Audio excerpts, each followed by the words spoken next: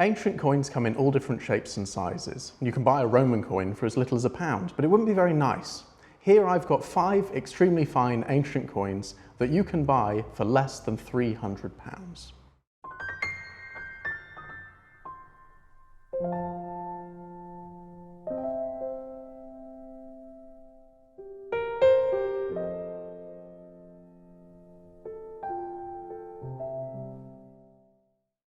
First of all, we're going to look at a couple of Greek coins. Now, Greek coins are not cheap.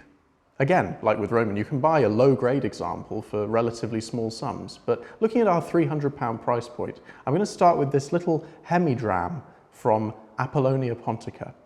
Apollonia Pontica is a city-state in Thrace, which was modern Bulgaria, and this coin was minted around the 3rd, 4th century BC.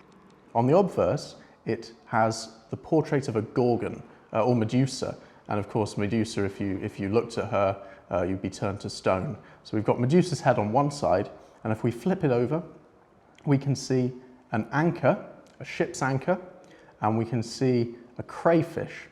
This is an interesting little reverse. It reflects the maritime trading importance of Apollonia Pontica, and crayfish is a relatively unusual motif to have on a coin. So because we're looking at less than £300, coins you find for this kind of money, when they're in extremely fine condition, are usually quite small. So this only weighs about 1.5 to 2 grams, but it's a lovely coin, it's EF, and you could buy it for about £225. So a really nice coin there. Next up, we have a coin which most ancient coin collectors will be very familiar with. This is a silver drachma, or silver dram, of Alexander the Great. Now, it wasn't issued during his lifetime, but it was issued shortly after.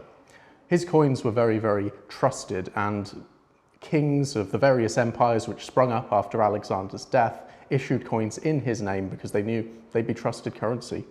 Minted in high quality silver, we have the portrait of Heracles on the obverse, the divine hero, and he may have actually got the facial features of Alexander the Great himself.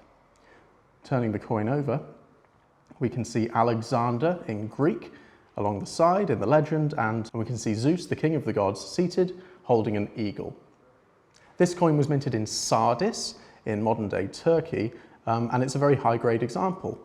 You won't get a tetradram, or a large silver coin, for anywhere near this price. However, you can buy the drachma for around £250. Lower grade examples can go as low as 50 or 60.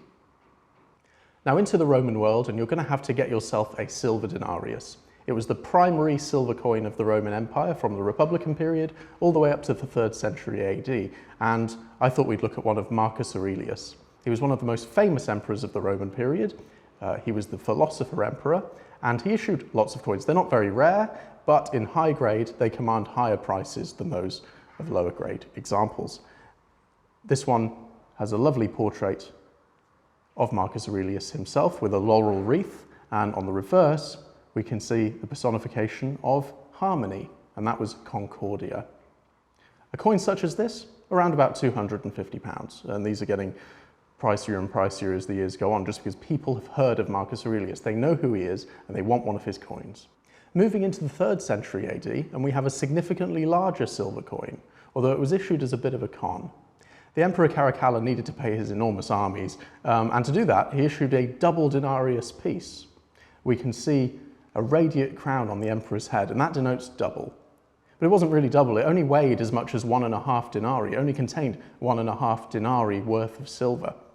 It wasn't very popular, and people tended to hoard the silver denarii of the earlier years, which contained higher purity silver. But since Caracalla was the first emperor to issue the Antoninianus, they have more silver in these issues than any other later ones. So if you want to get an Antoninianus, probably best to get one of Caracalla. We can see his very distinctive portrait, very reminiscent of the marble bust in the British Museum, and this example is very well centered, excellent portrait, extremely fine, and you could buy one for about £180.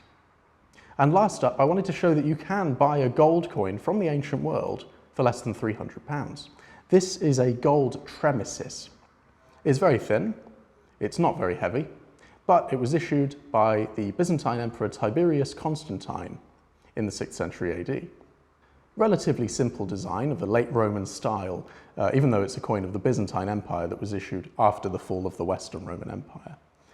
It only weighs about 1.5 grams, but it's a very attractive coin.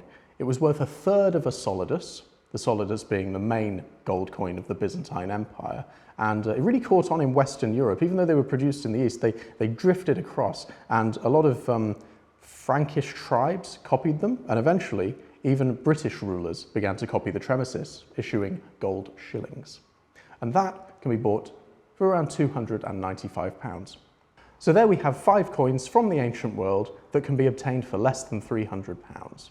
Of course, you could buy many more ancient coins for less than £300, but they wouldn't be the high grade that these coins are. So it just goes to show that you don't need to have thousands and thousands of pounds to buy some really nice high grade ancient coins.